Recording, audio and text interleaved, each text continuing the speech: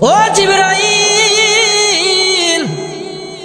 যাও যাও, জান্নাত থেকে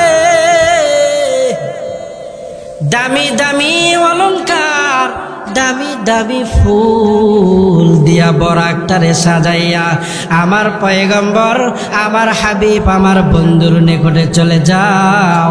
আমার হাবিবের মন বড় খারাপ, আমার হাবিবকে আমি আমার নিজের কাছে ডেকে আমার সান্নিধ্য লাভ করায় আমার হাবিবকে আমি চির ধন্য বানিয়ে দিব। সুবহানাল্লাহ বলে। আমার ভাইয়েরা ভালো মতো খেয়াল করেন, আল্লাহর হাবিব এশারের নামাজ আদায় করার পর উম্মে হানির ঘরে নবীজির ফুফাতো বোন, আবার কোন বর্ণনা আসতে আল্লাহর হাবিব হাতিমে কাবায় শুয়েছিলেন, আবার কোন বর্ণনায় পাওয়া যায় আল্লাহর হাবিব শিহাবে আবি তালিব ছিলেন। তবে প্রাধান্যতম মত হলো আল্লাহ পাকের হাবিব উম্মে হানির ঘরে শুয়েছিলেন।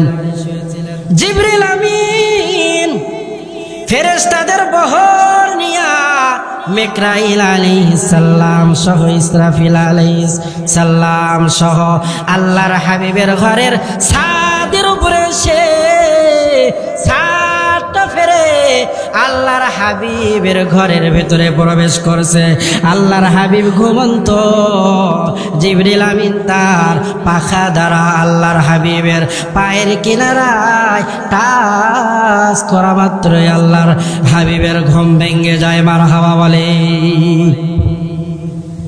আমার ভাইরা ভালো মতো খেয়াল করেন, ও জয়নগর এলাকার যুবক ভাই, আল্লাহর হাবিব ঘুমিয়ে রয়েছেন। আমার ভাইরা,